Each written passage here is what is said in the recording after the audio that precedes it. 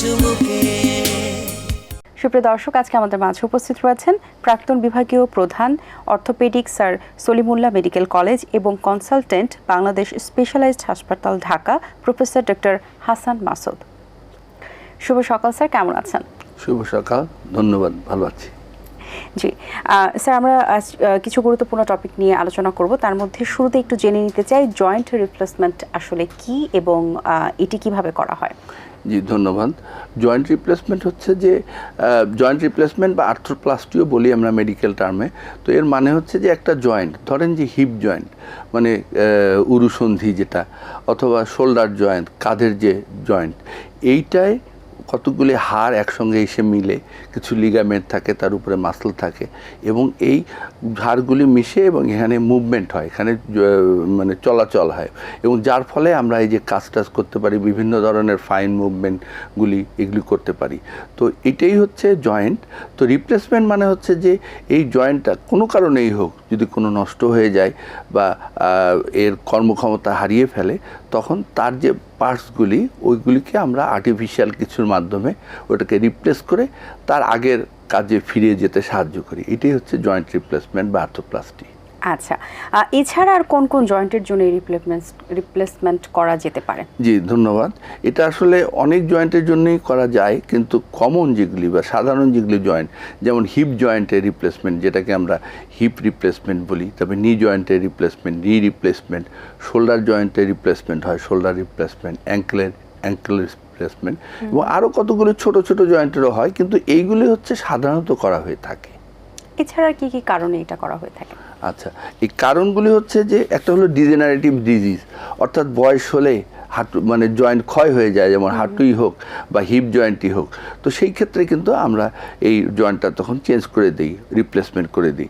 তারপর হচ্ছে কিছু কনজেনিটাল ডিজিজ মানে জন্মগত কিছু ডিজিজ থাকে, অসুখ থাকে, যেগুলি হয়তো প্রাথমিক দিকে করা লাগে না, কিন্তু ভবিষ্যতে যে প্রথমে যদি চিকিৎসা না করা হয়, এগুলি যদি বিকলাঙ্গ হয়ে যায়, তখন সেই ক্ষেত্রে কিন্তু আমরা জয়েন্ট রিপ্লেসমেন্ট করি।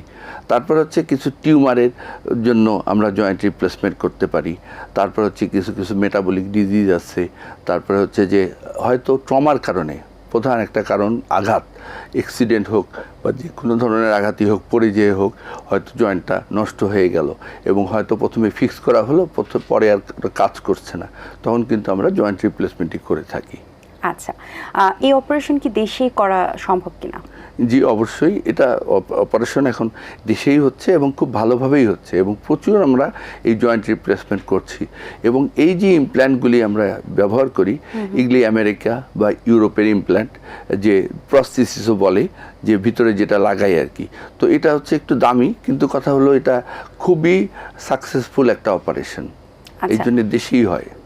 স্যার, এটা কেমন দামি, খরচ কেমন? আচ্ছা, খরচটা হচ্ছে কি, এটা বিভিন্ন কোয়ালিটির থাকে এবং এক এক রোগীর জন্য হয়তো এক এক ধরনের জিনিস লাগে, কিন্তু মোটামুটি ধরেন যে 1 লাখ থেকে 2 লাখ 3 লাখ 4 লাখ এরকম বিভিন্ন ধরনের ক্ষেত্রে আমরা এই ইমপ্ল্যান্টটা ইউজ করে থাকি।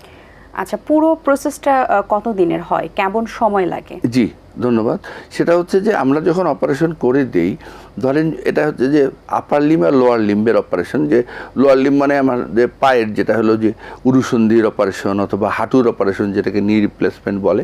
তো এই সব ক্ষেত্রে আমরা দেখা যায় যে অপারেশনের 2-3 দিন পর থেকেই আমরা কিন্তু রোগীকে হাঁটাই, ওয়াকার দিয়ে হাঁটাই। যদি হাতের অপারেশন হয়, আপার লিম্বের যেমন শোল্ডারের অপারেশন, এলবোর অপারেশন, এগুলির ক্ষেত্রে তো আর হাঁটার কোনো ইয়ে নেই, সুতরাং এগুলির কিন্তু আমরা 2-3 দিন পর থেকে আমরা মুভমেন্ট দিতে পারি। তো দেখা যায় যে এই যে হাঁটার যেটা ধরেন হিপ জয়েন্টের রিপ্লেসমেন্ট হলো, নি জয়েন্টের রিপ্লেসমেন্ট হলো, তখন কিন্তু আমরা 2 দিন পর থেকেই রোগীকে হাঁটাই বা অপারেশনের পরের দিনেও কোনো দিন হাঁটাই, যদি ব্যথা না থাকে, ব্যথা কমে যায়। তো এই হাঁটাটা তখন ওয়াকার দিয়ে হাঁটাই, এরপরে হয়তো 1.5 মাস পরে ওয়াকার ছেড়ে দিয়ে সে এমনি হাঁটলো। যে জয়েন্ট রিপ্লেসমেন্টের যে বিষয়টি, এটি আসলে বয়সের সাথে সাথে হতে থাকে নাকি এটা যে কোনো বয়সেই হতে পারে? ধন্যবাদ। আসলে এই জয়েন্ট রিপ্লেসমেন্টের ব্যাপারটা বেশি বয়সের জন্যই প্রযোজ্য, তখনই আসলে জয়েন্ট রিপ্লেসমেন্ট করা লাগে। তবে কিছু কিছু ক্ষেত্র আছে যেখানে কিন্তু কম বয়সেও এটা করা লাগে। যেমন কিছু কিছু ডিজিজ আছে, যেমন রিউমাটয়েড আর্থ্রাইটিস বা অন্য ধরনের বাতের যেগুলি ডিজিজ, সেগুলি কিন্তু জয়েন্টটাকে আগেই ক্ষয় করে দেয় এবং ইয়াং বয়সেই এর জয়েন্টটা ক্ষয় হয়ে যায়, তখন কিন্তু এটাকে রিপ্লেসমেন্ট করাই লাগে।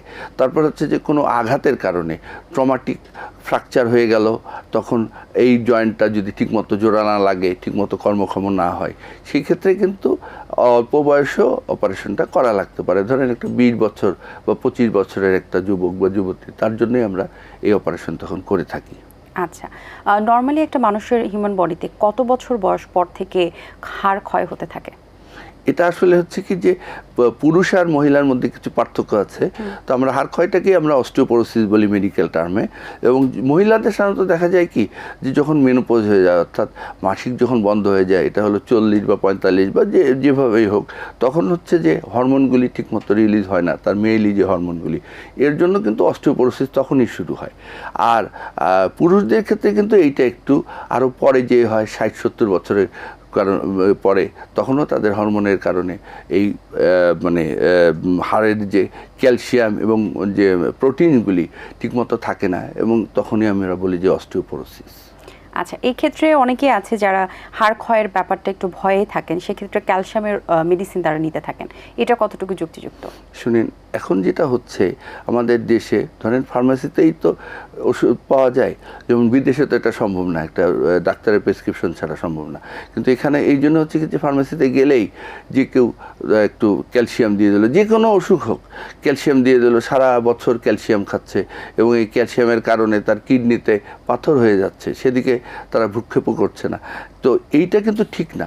প্রত্যেক রোগের জন্য যে ক্যালসিয়াম খাওয়া বা ক্ষয় হয়ে গেছে, পরীক্ষা করে দেখতে হবে যে কী কারণে ক্ষয়টা হলো, সেটার প্রতিরোধ কীভাবে করি, এবং তারপরে হচ্ছে ক্যালসিয়াম খাওয়া। আর আরেকটা কথা হচ্ছে লাইফস্টাইলও কিন্তু এর ভূমিকা আছে, লাইফস্টাইল চেঞ্জের মাধ্যমেও এর ভূমিকাটা রাখতে পারি আমরা। আচ্ছা, অপারেশন করার পরে রোগী কি একদম পুরোপুরি একদম আগের মতো করেই হাঁটা চলা সব কিছু করতে পারবেন? জি, ধন্যবাদ। আসলে অপারেশন করার পরে আল্লাহর দেওয়া 100% হবে না, কিন্তু যদি 95% হয়, 98% হয়, সেটাই তো রোগীর জন্য অনেক লাভ। না হলে তো রোগীটা জিরোর দিকে যাচ্ছে, কিন্তু সেটা আমরা অপারেশনটা করে তাকে একটা আগের জীবনে ফিরিয়ে আনলাম। ধরেন অনেক সময় দেখা যাচ্ছে যে একটা জন্মগতভাবেই বা আঘাতের কারণে একটা হিপ জয়েন্ট বা নি জয়েন্ট একদম ফিক্স হয়ে গেছে, সে হাঁটতেই পারে না। আবার অনেক সময় কিছু কিছু রোগ আছে, যেমন অ্যাঙ্কাইলোজিং স্পন্ডিলাইটিস, সেক্ষেত্রে দেখা যায় যে রোগীটা বেড রিডেন, বিছানায় শুয়ে আছে, বসতেই পারে না ঠিকমতো, দাঁড়াতেই পারে না ঠিকমতো, হাঁটতেই পারে না ঠিকমতো। এটা কিন্তু অপারেশনের মাধ্যমে এগুলি যদি আমরা জয়েন্ট রিপ্লেসমেন্ট করে দিই, তখন জয়েন্টটা সচল হলো, এবং তখন কিন্তু আমরা তাকে বলতে পারি এবং সেও তখন হাঁটতে পারে এবং সে একটা নতুন জীবন ফিরে পায়। আচ্ছা, শুরুতে কি কি ধরনের লক্ষণ সে নোটিস করতে পারে, বা যে লক্ষণগুলো দেখলে তার মনে হবে এই ধরনের প্রবলেম তার হচ্ছে? আচ্ছা, এখন কথা হচ্ছে যে জয়েন্ট রিপ্লেসমেন্ট তো অনেক কারণেই করা হয়। যেটা হলো একটা আছে যে ডিজেনারেটিভ আর্থ্রাইটিস, যেমন হাঁটুতে অস্টিও আর্থ্রাইটিস হয়েছে, তো সেই ক্ষেত্রে সে কীভাবে বুঝবে যে তার হাঁটুতে প্রচণ্ড ব্যথা, বয়স হয়ে গেছে, হাঁটুতে প্রচণ্ড ব্যথা, তারপরে হাঁটুটা কিছু বাঁকা হয়ে গেছে এবং এই ব্যথা সে টলারেট করতে পারছে না। এখন মুশকিল হচ্ছে যে এই ব্যথার জন্য যদি ব্যথার ওষুধও বেশি দিন খায়, তাহলে তো আবার কিডনি ড্যামেজ হওয়ার একটা চান্স আছে। তো সেই ক্ষেত্রে তখন সে বুঝতে পারবে যে তার অপারেশন লাগবে। তবে তাকে সিদ্ধান্তটা নিজে নেওয়া যাবে না, ডাক্তারের কাছে যেতে হবে। ডাক্তার যদি বলেন যে অপারেশন লাগবে, তখন অপারেশন করতে হবে। তারপরে হচ্ছে অনেক ক্ষেত্রে দেখা যায় যে একটা বয়স কম, 20-25 বছরের বয়স, অ্যাঙ্কাইলোজিং স্পন্ডিলাইটিস বা রিউমাটয়েড আর্থ্রাইটিস, তখনই জয়েন্টটা ক্ষয় হয়ে গেছে, ঠিকমতো হাঁটতে পারছে না, বাঁকা হয়ে গেছে, তখন কিন্তু আসলে অপারেশনই করতে হবে। মানুষের তো নানা ধরনের অর্থোপেডিক সমস্যা থাকে, হাড়ের যত্নে মানুষকে কি করতে পারে? সুন্দর একটা প্রশ্ন। তো এই জন্য অবশ্যই এটা সবাইকেই করতে হবে হাড়ের যত্নের জন্য। যেমন হচ্ছে যে ওজন বাড়ানো যাবে না, ওজন কমাতে হবে, তারপরে রেগুলার একটা এক্সারসাইজ করতে হবে, হাঁটাহাঁটি করতে হবে, খাদ্যাভ্যাস পাল্টাতে হবে। যেমন হচ্ছে যে ফাস্ট ফুড এগুলি খাওয়া যাবে না, স্ন্যাক্স বেশি খাওয়া যাবে না, তারপর হচ্ছে যে ভাতের উপর চাপটা কমাতে হবে, কার্বোহাইড্রেটের উপর চাপটা কমাতে হবে, ফ্যাট কম খেতে হবে এবং এক্সারসাইজ করতে হবে, বডিটাকে সচল রাখতে হবে।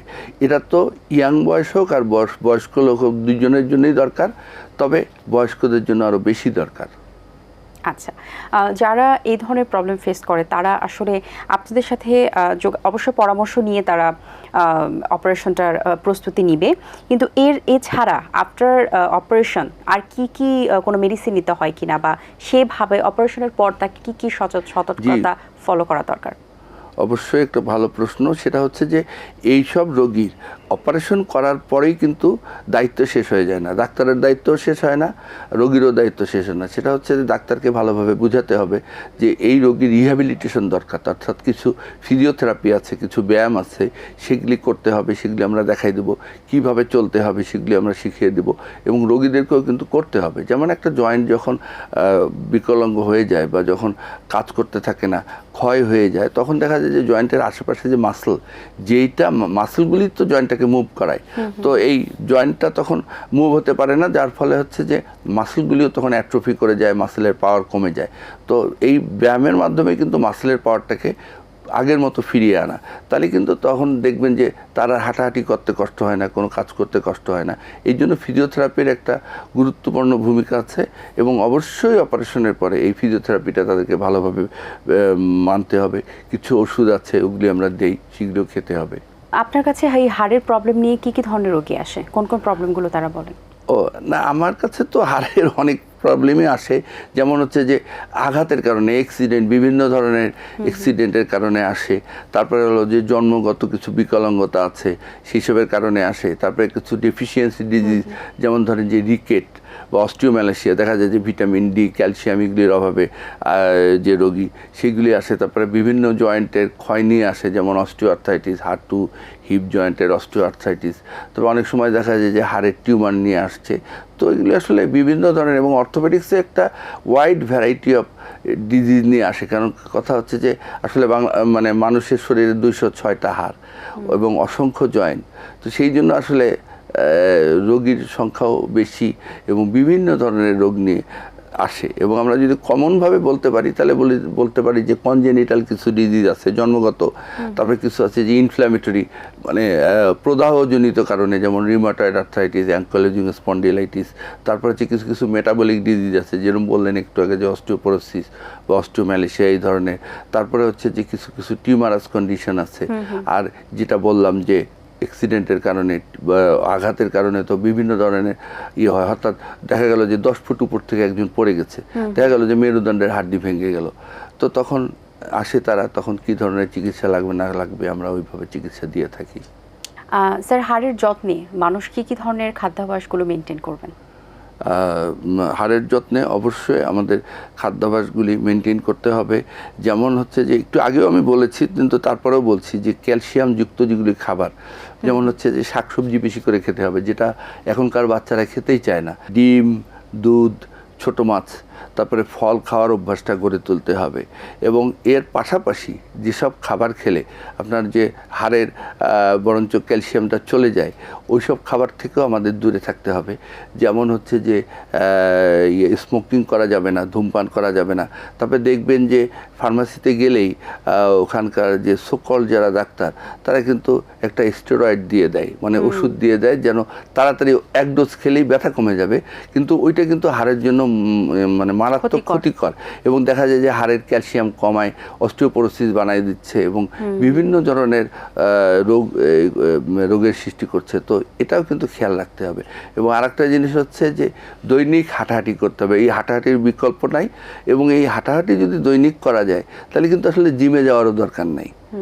তো সুতরাং এইগুলি কিন্তু আমরা যদি লাইফস্টাইল মানতে পারি তাহলে অবশ্যই আমাদের হাড় সুস্থ থাকবে। অসংখ্য ধন্যবাদ স্যার আপনাকে, খুব সুন্দরভাবে আপনি ডিটেলসে বলছিলেন সবকিছু। আশা করছি দর্শকরা বুঝতে পেরেছেন এবং তাদের ভালো লেগেছে। অনেক শুভকামনা রইল আপনার জন্য স্যার, ভালো থাকবেন সবসময়। অসংখ্য ধন্যবাদ আপনাকে এবং এটিএন বাংলাকে। দর্শক, আশা করছি আজকের আয়োজন ভালো লেগেছে। আজ এই পর্যন্তই, দেখা হবে আগামী পর্বে। সেই পর্যন্ত ভালো থাকুন, সুস্থ থাকুন এবং এটিএন বাংলার সাথেই থাকুন। আল্লাহ হাফেজ। দিন আসে দিন যায়, সময়টা চলে যায়, তবু আছি এই বেশ ভালো। জীবনটা রঙময়, যেভাবেই হওয়া চাই, নয় কভু সাদা কালো। এই আশাতে স্বপ্ন ভাসে, সুখ হাসে চোখে মুখে, চায়ের চুমুকে।